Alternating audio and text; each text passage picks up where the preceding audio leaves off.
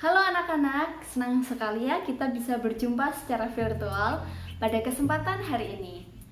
Perkenalkan, nama saya Bu Titi. Sebelum kita memulai pembelajaran kita pada kesempatan kali ini, siswa di rumah dapat berdoa terlebih dahulu sebelum memulai pembelajaran kali ini, supaya pembelajaran kali ini dapat berjalan dengan lancar. Menurut kepercayaannya masing-masing, anak-anak dipersilahkan untuk berdoa.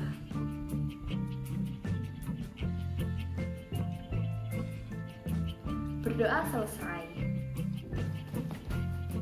Nah, kita akan belajar makanan sehat pada tema 3 dan kita akan mengambil subtema yang pertama, pembelajaran yang pertama, yaitu bagaimana tubuh mengolah makanan.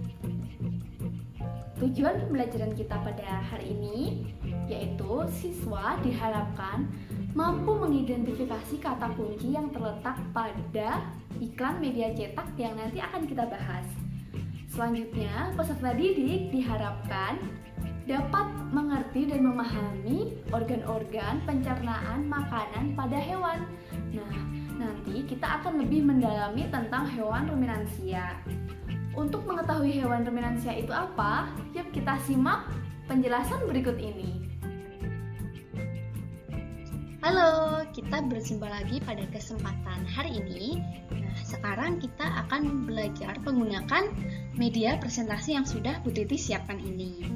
Oke, nah kita akan mempelajari tema 3 yaitu makanan sehat dan Bu Titi mengambil subtema 1, bagaimana tubuh mengolah makanan.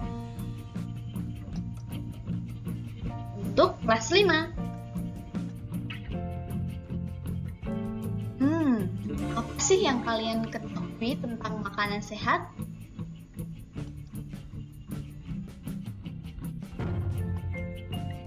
Nah, makanan sehat sangat penting bagi tubuh kita. Oleh karena itu, banyak iklan yang dapat kita temui di tempat-tempat umum yang berisi tentang makanan sehat. Iklan memang dimaksudkan untuk mempromosikan sesuatu kepada para pembaca. Coba kamu amati iklan berikut ini dengan seksama.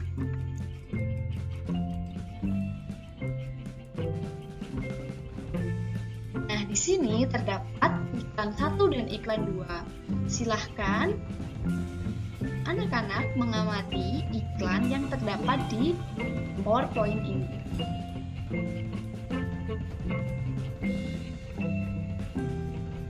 Jika sudah, yuk kita ke kegiatan selanjutnya.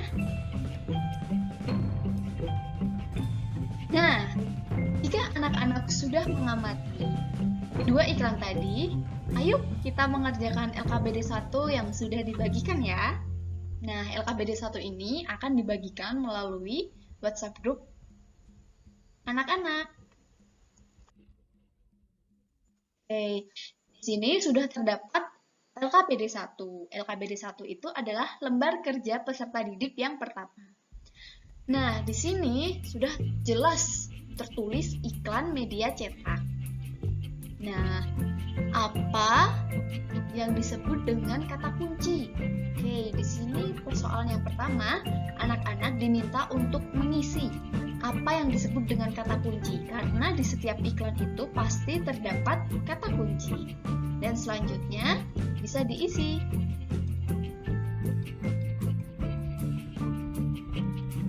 Nah, dengan menemukan kata kunci pada iklan-iklan makanan sehat penyempurna makanan sehat, yaitu adalah susu. Seperti kita ketahui, susu umumnya dihasilkan oleh hewan sapi. Lalu bagaimana sapi mencerna makanannya ya? Yuk kita simak pembahasan berikut ini. Nah, sapi termasuk dalam hewan ruminansia. Hewan ruminansia itu apa ya?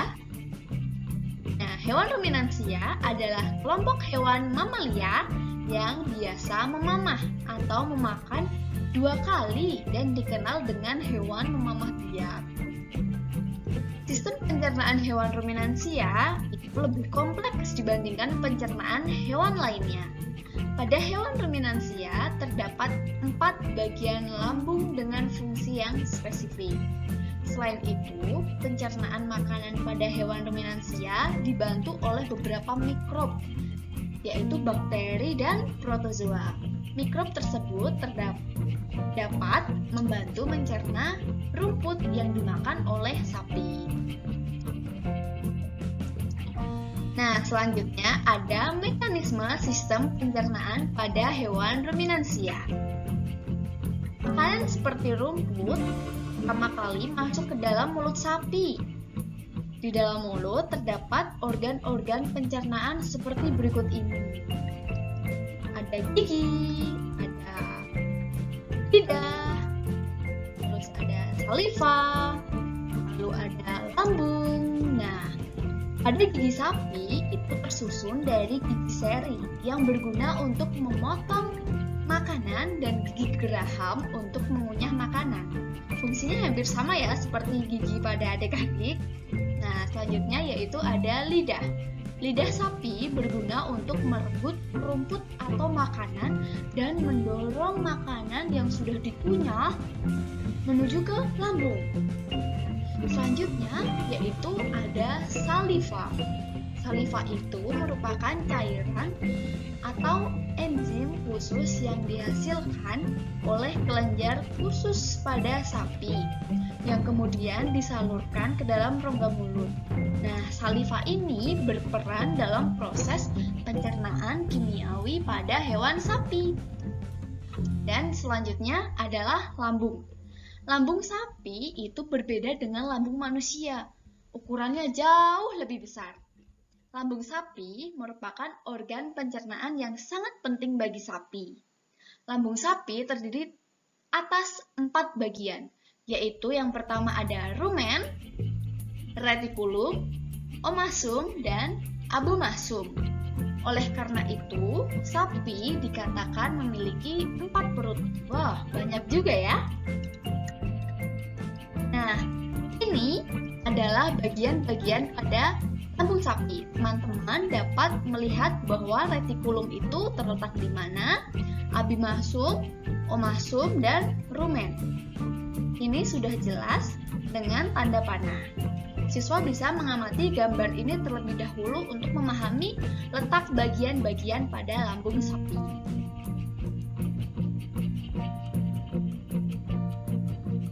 Jika anak-anak sudah memahami bagian-bagian tersebut, selanjutnya kita akan menuju kegiatan yang akan kita lakukan.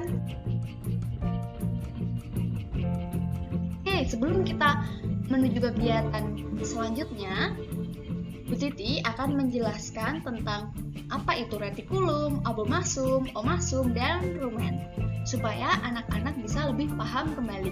Yang pertama, itu ada rumen, atau biasa disebut perut besar.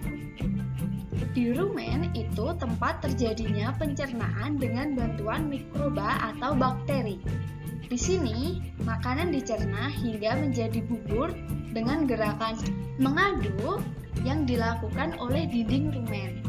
Pada saat sapi beristirahat, makanan kembali ke mulut dan dikunyah kembali. Setelah dikunyah untuk yang kedua kalinya, makanan masuk ke retikulum. Nah, selanjutnya retikulum atau perut dalam. Dalam retikulum, makanan kembali mengalami proses fermentasi dengan bantuan bakteri anaerob dan protozoa.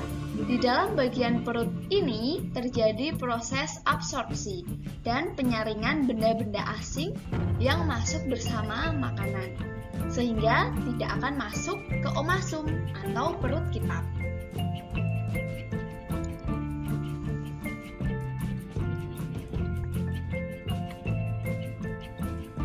Omasum atau perut kitab itu biasanya makanan dicerna dengan bantuan enzim pencernaan, dan selanjutnya makanan akan masuk ke abomasum.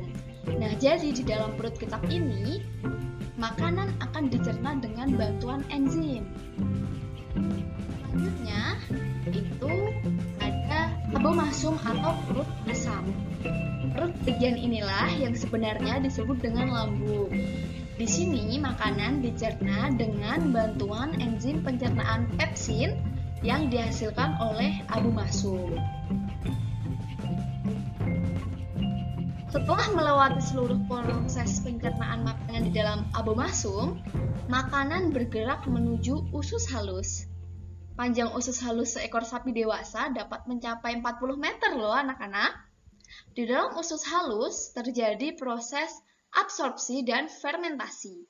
Selanjutnya, sisa-sisa makanan akan dikeluarkan melalui anus.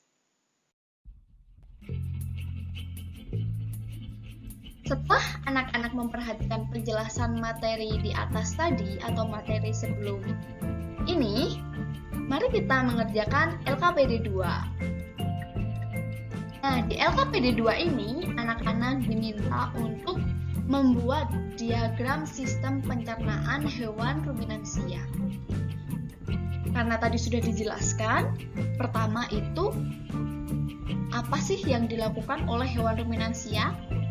Apakah mulut, atau langsung ke abomasum, atau langsung ke rumen? Nah, anak-anak diminta untuk melengkapi diagram sistem pencernaan pada hewan ruminansia. Jika sudah, nanti dapat dikirimkan kembali ke Bu Titi ya, agar bisa menjadi bahan koreksi.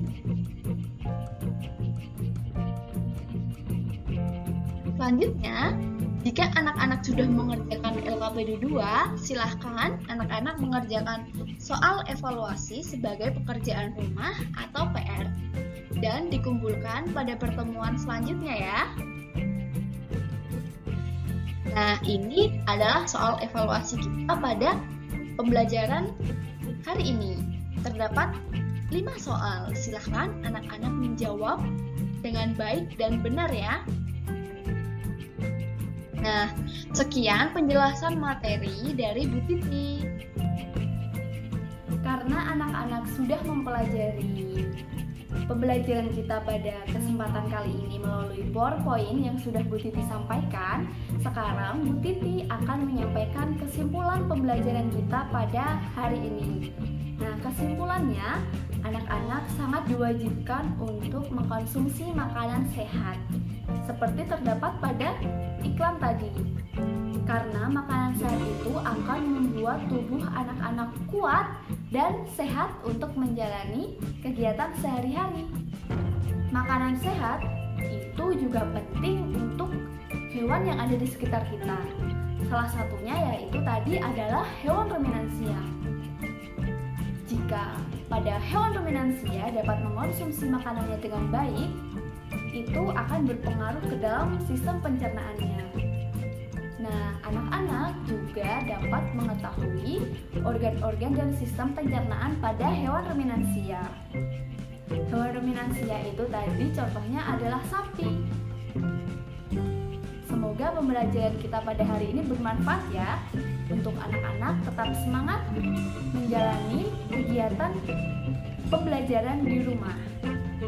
Jangan sering main ya, supaya anak-anak dapat menyerap informasi pembelajaran kita dengan baik dan dapat memaksimalkan waktu anak-anak belajar di rumah. Nah, karena kita sudah selesai melaksanakan pembelajaran kita pada hari ini secara virtual ini, karena tadi kita sudah mengawali dengan berdoa, anak-anak dapat menutup kembali pembelajaran kita pada hari ini juga dengan berdoa. Menurut kepercayaan masing-masing, mari kita berdoa. Berdoa selesai.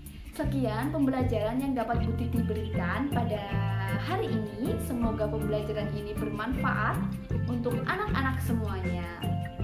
Sampai jumpa kembali.